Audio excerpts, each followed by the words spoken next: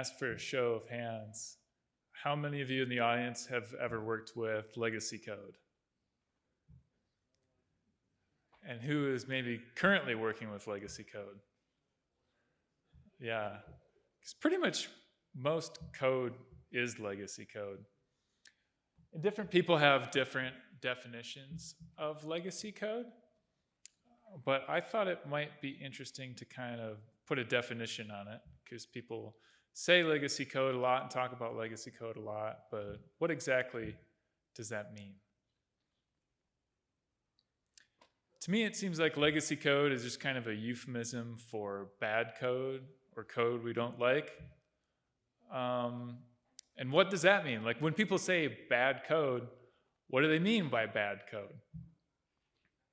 And I've thought about and talked about bad code over the years, but I've never stopped and really thought, like, what do I mean when I say bad code? Actually, let me get a little audience participation here. What do you guys think when you say bad code? What does that mean to you? Difficult to evolve. Okay.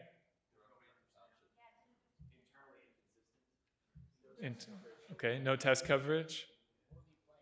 Poorly planned. Lacking of patterns. Yeah, I would agree with pretty much all these.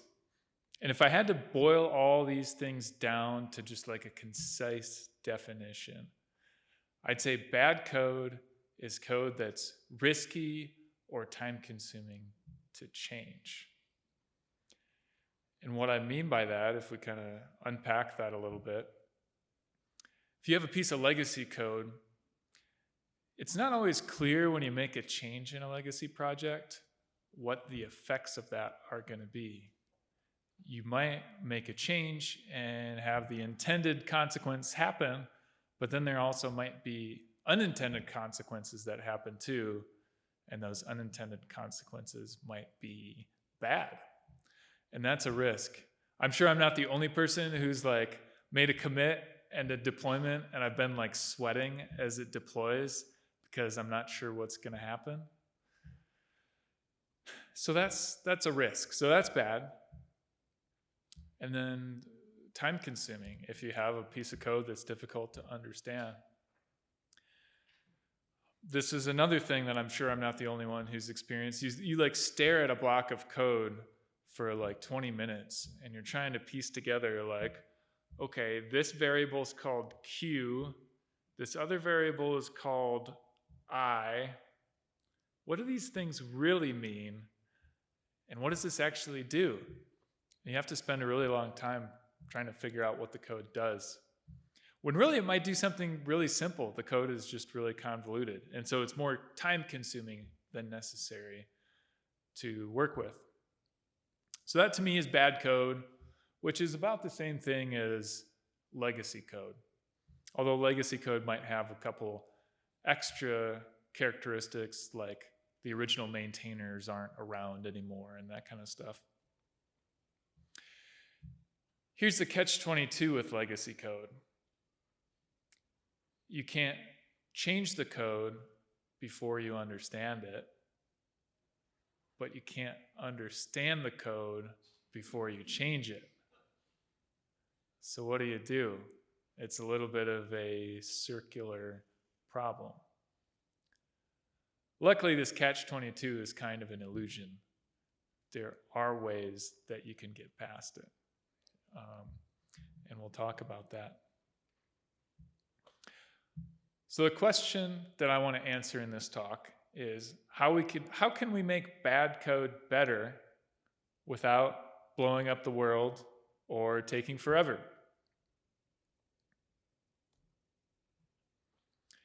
And here are my 3 answers.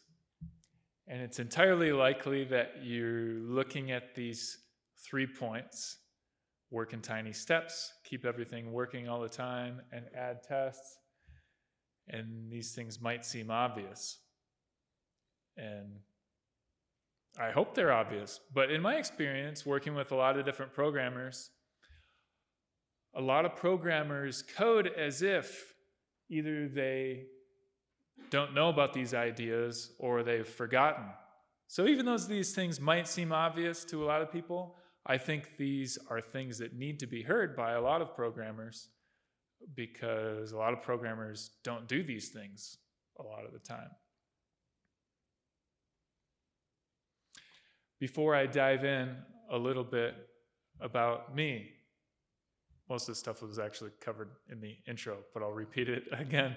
I'm the host of a podcast called the Rails with Jason podcast. I personally don't do anything related to Solidus. I'm just a Rails developer. But I've been coding for about 20 years. I started when I was a kid. Been coding about 20 years, and I've been doing Rails since like 2011. Okay, so the first point, work in tiny steps.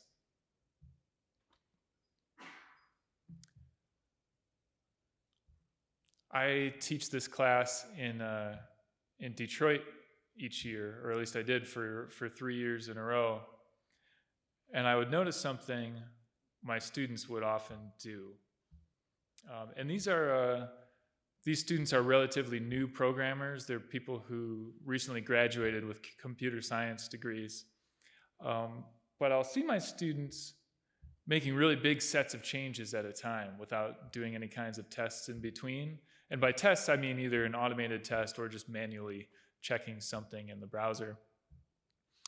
And then they make the change, and then after making a bunch of change, they finally check, and things don't work, and they're surprised. When I code, I make each change between tests really, really small. Like I only change one line at a time, or maybe even a few characters at a time. It's very rare that I'll write more than like 2 or 3 lines at a time without doing some kind of a check. I've learned through painful experience to trust myself very little. There's a mantra that I repeat to myself, which is never underestimate your ability to screw stuff up. And sometimes I forget that, and I get overconfident, and I'll make a relatively big change, and I'll mess something up.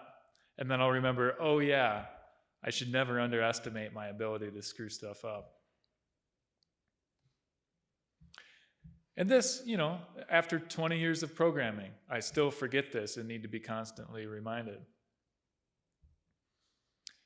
So there's multiple levels of feedback when we're programming. The smallest and quickest level is when you're just making code changes and then doing some kind of test. Again, whether that's an automated test or manually checking in the browser. That's the fastest feedback cycle. And I like to make really small changes at that level. Again, just a few characters or a couple lines at a time at most. And then there's the code change level, or the git commit level, which is like, when I do a git commit, first of all, I'll commit maybe once every 5 minutes or 15 minutes, which is probably on the, I don't know, again, when I teach this class in Detroit that I teach, people are surprised when they learn that I commit maybe every 5 minutes. Maybe newer programmers think that committing every few hours or even every couple of days is a normal amount to commit. But I commit just every few minutes because I like each change. I'm sure you're familiar with the concept of an atomic commit, where each commit you make is just one thing, but I kind of make my commits as not only atomic, but as tiny as possible. I might make a 1-line change and then commit that. I think I've even had students laugh when they see me make like a 1-line commit. They're like, that's absurd that you're committing that one tiny thing. But each commit is not only about the thing that you're committing now, it's also about whatever you're gonna do next. And you don't wanna mix in, you don't wanna take one tiny 1-line change and mix that in with maybe my next piece of work is gonna be a 1-hour long chunk of work, and it's a completely unrelated thing. I don't wanna mix in this unrelated 1-line change with that big long change that I'm going to do next. So that's why I will commit something that's just one line, even though that might seem silly. Another thing I do each time I make a commit is run my automated test suite, because I think part of making a commit atomic is making sure that that commit doesn't introduce any regressions. Because if you make a commit that breaks the tests, aka breaks the application, then that commit is not really atomic, because you still have a piece of work left to do in that commit, which is fixing that regression that it introduced. So I think in order for a commit to really be atomic, the test suite needs to be run before each commit is made. And as the test suite grows, it of course gets less possible to commit every 5 minutes, because maybe your test suite takes 15 minutes to run. But I still make each commit as tiny as possible. The next layer out in the feedback cycle is the deployment and release cycle. I, again, like to work in tiny steps to the extent that's possible there. What do I consider tiny steps? Well, I was talking with somebody the other day, and they seem to consider a 2-week deployment cycle to be pretty fast. I think they were used to deployment cycles of like a couple months.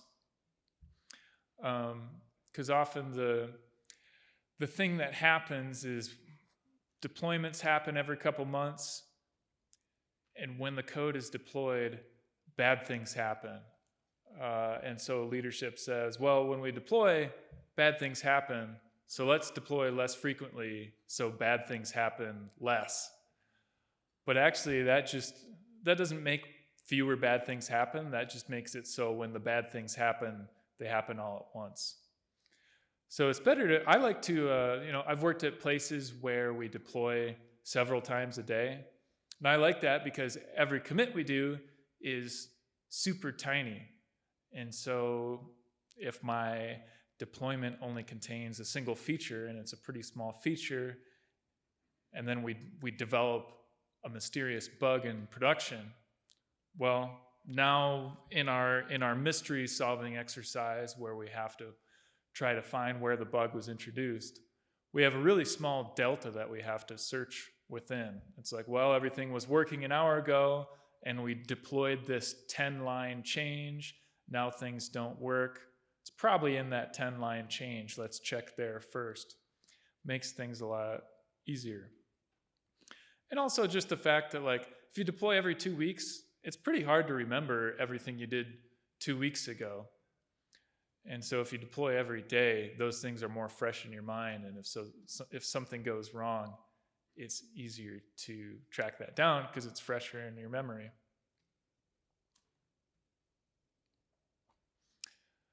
What about when a piece of refactoring or restructuring is too big? I'm curious if anybody else has experienced this. Let's say you're advocating to your boss for more frequent deployments, but they say, well, we can't do that because sometimes we have a feature that might take like 6 weeks to build, and we can't release it in a halfway state. We can only show it to users when it's already done. So we can't deploy like every day because that just doesn't work in those cases. Has anybody ever encountered that scenario? Yeah, a couple, at least one person. Okay, a couple people at least. Yeah, that's a little bit tough, but the answer to that is to use feature flags and dark launching. In my experience, it's rarely the case that a big long feature can't be broken up into smaller pieces. The trick is that you just have to separate the concepts of deployment and release.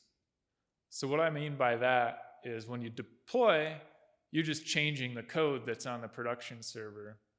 Releasing is when you expose the feature to the user. There's no reason why those two things always have to happen at the same time. So you can use a feature flag if there's, let's say a feature involves adding a couple extra form fields. You could put those couple extra form fields behind a feature flag, have that feature flag turned off. When you deploy, from the user's perspective, nothing has changed, even though the underlying code has changed. Then somewhere somebody can have a dashboard, and when we're ready to show that feature to users, can turn that feature flag on and show that feature. The extra benefit to that is, let's say you're working on a feature for 6 weeks, you finally turn the feature flag on and expose it to everybody, but there's some big problem with the feature. There's some part of it that we didn't think about or whatever. We can just turn the feature flag back off and hide the feature again, rather than having to have a big, painful rollback process. Okay, so that's working in tiny steps. And if you're hearing this stuff and thinking, I already know that, that's obvious, then I'm glad, actually, because that means that you're already enlightened. But again, a lot of programmers work as if they're not aware of these things. So I think these messages do need to be heard. Okay, my next point is keep everything working all the time. The analogy that I use with this is that it's easier to stay on the trail than to refine the trail. Like, you might have heard of stories of people hiking in the woods and they get lost and die, and then they find their body and it's like 5 feet from the trail or something like that. Because once you lose the trail, it's so hard to get back on again, and it's easier to stay on the trail. Might be a little extra work to pay extra close attention to stay on the trail the whole time, rather than not paying attention, but that extra bit of effort is worth it.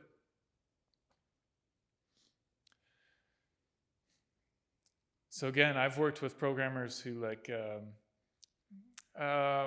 can think of one particular occasion at the last place I worked where there was this pretty big feature that involved changing a lot of different parts of the application, just a little bit, but in a whole bunch of different files, and there were some database changes and stuff like that. And this guy I was pairing with, he went and made this little database change, changed this other file, because we'll probably need to kind of change this in this way a little bit, and then change this other file without checking to see if everything still worked. Because the plan was to make all these changes, and then at the end, after all the changes were made, then recheck everything. But that never works. There was another feature we worked on at the same place. It was a relatively straightforward change conceptually. We had the concept in the application of certain inventory being sellable or unsellable, and we wanted to change the terminology from sellable and unsellable to for sale and not for sale. There was the terminology change. There's also a little bit of behavior change associated with this change. But the people who planned this change did it in a really smart way, where they said, okay, first, we're just going to change the names of the database columns. We're not going to change the variable names or anything. We're just going to change the database columns. And they put that through the whole entire development cycle. So they changed the database column names, pushed it to production, and then after that we said, okay, we've made that tiny change, we pushed it to production, there are a couple issues, we fixed those couple issues. Now that that's kind of solidly in place, now let's change the variable names, and only the variable names. We're not going to change the UI labels or anything like that, just the variable names. Did that, pushed it to production. And it took a long time to make this change.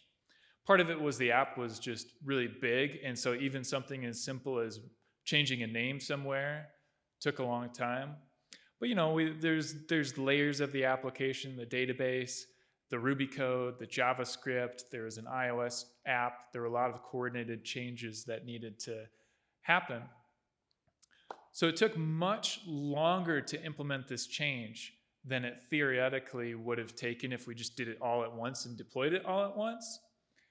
But even though in theory, doing it all at once and deploying it all at once would have been faster, in practice, there's so much opportunity for error that never goes right, and it ends up taking overall more time than the slower, more careful way. I've heard it said before, the slow way is the fast way, and the fast way is the slow way, which I think is totally true. Another quick example, just because this is fresh in my mind, and I made a lot of mistakes when I did this. I'm working on an application right now where, long story short, we're changing the way some of our accounting works in the app. We're changing some terminology. And again, just because of like the size of the application, it's going to take a long time to make this conceptual change. It involves not only code changes, but data migrations also. And so there's kind of a lot of opportunity for error. So I decided to implement this change the same exact way we implemented this sellable, unsellable change. And I tried to split it up into chunks as small as possible. At this point in time, I've applied maybe 4 sets of changes. Each change is maybe like 1 or 2 Git commits, like pretty small. But despite the small sizes of each of these changes that I've applied in production, and despite how risk-free they've seemed at the planning stage, once I actually applied each of these changes in production, I made at least one mistake every single time I applied one of these 3 or 4 changes. And it was like a mistake I could never have seen coming. And it was like a change that seemed really simple and straightforward. And like, how could I possibly screw this up? But I screwed it up. Again, never underestimate your ability to screw stuff up, or at least never underestimate my ability to screw stuff up. Luckily, these changes I applied were each small enough that the mistakes I made were, I was able to recover from those. Because the changes were small enough that I could like hold it all in my head at one time. And I think that's important, because when each thing went wrong or I made each mistake, it didn't take me very long to go back and figure out where it originated and what needed to happen to fix it. So my advice would be, if you have a user story that you think spans more than like 1 or 2 days, it's a user story that, well, maybe it still fits into one sprint, but it's like a 5-day story or something like that, I would argue that that's too big, and that those usually can and should be broken down into stories that are more like a day or less, and that each one of those parts should be its own complete atomic story. And it's a good idea to take each of those through the entire development cycle and put it all the way into production before you start the next little piece. Third and final point, add tests. This is conceptually simple. We all know what it means to add tests, but adding tests is never as simple as just saying, let's start writing tests from now on, especially if you're starting from 0 tests. So there's a couple things that need to happen if you're going to take your app from no tests to some tests. Mainly you need to, like the initial obstacle isn't so much a technical one, but like a team challenge. And what I mean by that is, in order to write your tests, you have to write your tests in something, and you have to agree on kind of a general testing approach. And so what I think is a good way to approach this, and I've done this at least one place I've worked before, is our team got together and we asked ourselves, what's our opinion, first of all, what's our opinion of where the app stands right now. Does it seem healthy or unhealthy from a perspective of tests? And if unhealthy, what areas could use the most attention? Maybe we don't have any tests at all right now. So what areas of the application might be good to start at? What testing framework or testing frameworks should we use? I had a situation once where we had a Rails and Ember application. The Rails code had pretty good test coverage.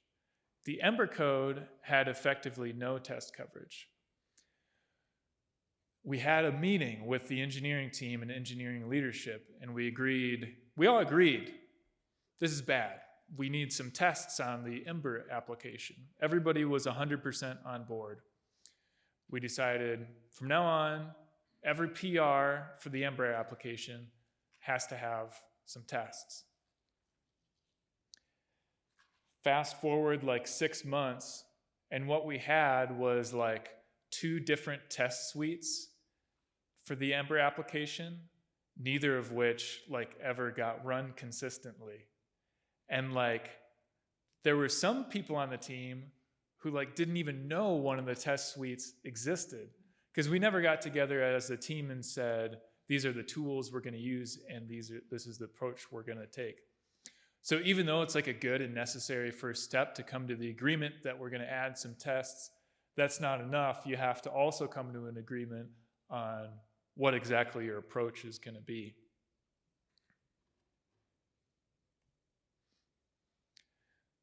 As far as the first tests that get added to an application that doesn't have any right now, my suggested approach would be, don't start with adding tests. The logical thing might seem like adding tests for whatever is most valuable.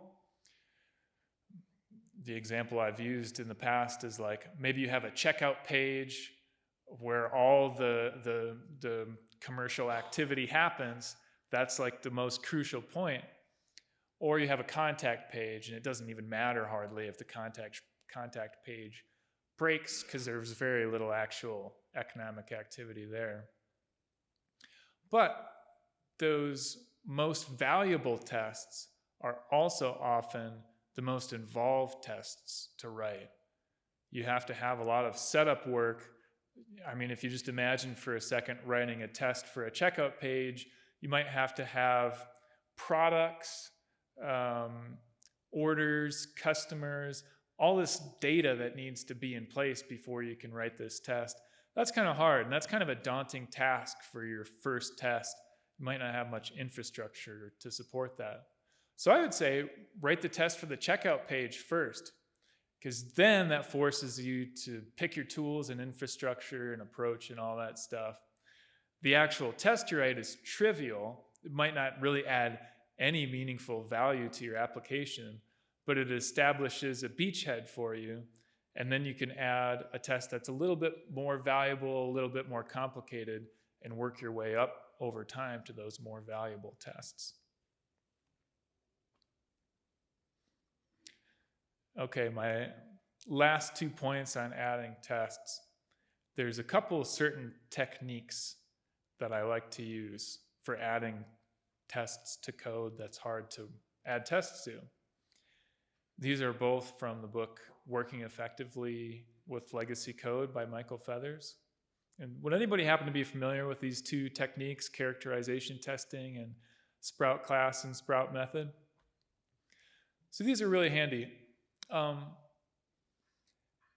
You might have experienced the pain of trying to add tests to an application that doesn't have any, because the code was written in a way that makes it hard to test. And the thing that makes it hard to test is tangled up dependencies. And so maybe you're looking at a big 100-line method, and it's really hard to identify an entry point. It's like, okay, I see these 100 lines, and I don't know what this method does. I don't even, like, what should I write the tests to expect? I don't even know what it's supposed to do, so how could I possibly write the tests? Here's one thing I like to do. You can't do TDD, because TDD is when you write the code first, TDD is when you write the tests first and then the code. But if the code's already there, you can't do TDD. But you kind of can, because you can comment out all the code, and then you can write some tests. You can have a failing test that fails when the code is commented out, and then uncomment some code and make the test pass. So I kind of simulate TDD in this way. I'll write some tests, comment on all the code. I don't know what to write the test to expect for, so I'll just write that this method should return ASDF. Of course, it doesn't return ASDF, it returns something else. I'll uncomment one single line of the method, see, okay, it returns 46. Then I'll change my test to expect 46. I still don't know what it means that it returns 46, but now I have a single passing test. I'll repeat that process until the whole method is uncommented. And usually that process will be somewhat revealing. I'll have a little bit more understanding. I might not understand everything, but I'll at least understand more than nothing, which is where I started with. And then the other side effect, the other outcome of that is that I have something close to 100% test coverage for that method. Then I can refactor that method, I can rename things, and maybe after that, I'll have a little bit more understanding after I perform that refactoring. And my refactoring can be relatively safe because I have the test coverage. The Sprout class technique and the Sprout method technique are similar ways of dealing with a similar problem. So again, let's imagine this 100-line method, don't know what it does. Can't write a test for that big method itself because the method has too many dependencies. In order to test this, it needs these two other objects, which this one depends on 3 other objects, and this other one depends on 4 other objects, each one of which depends on a couple other objects, and the tree is so big that you can't do it. But you can break that apart by taking a chunk of that method. So I want to explain the risk of this. You don't want to change anything, because even like changing one character of this method is really nerve-wracking if you don't know what it does. So you can take like 5 or 10 lines, move that, and I usually like to start with the last 5 or 10 lines in the method because those have the fewest dependencies. I'll take the last 5 or 10 lines, move it out into a different method, then I'll make the original method call the new method.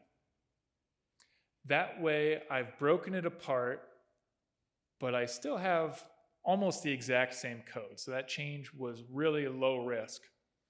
Then I'll add tests for my new small method, refactor that a little bit. Then I'll grab another 5 or 10 line chunk, move that into a new method. It's usually the case that once I get through that whole big long method and break it out into pieces, I'll do a combination. So there's Sprout class and Sprout method, 2 applications of the same idea basically. Sprout method, take a chunk, move it into its own method. Sprout class, take a chunk, move it into its own class. So I'll move things out either into their own methods or their own classes, depending on what seems to make sense. Maybe I'll change my mind at some point. I made this a method originally. Actually, that should be a class, and the other way around. Once I'm done with this, I usually end up with some composition of classes and methods that makes some sense, and I can understand what the code does, and that can further aid my refactoring and make changes less risky. Okay. Before I just recap, I want to say that I don't take questions at the end of talks, but if you have any questions or want to discuss any of this stuff, I'm more than happy to talk in the hallway or whatever after. But as a reminder of the 3 main points, work in tiny steps, keep everything working all the time, and add tests. If you find these topics interesting and want to read more on my thoughts on these things, you can find all that stuff at codewithjason.com. Thank you.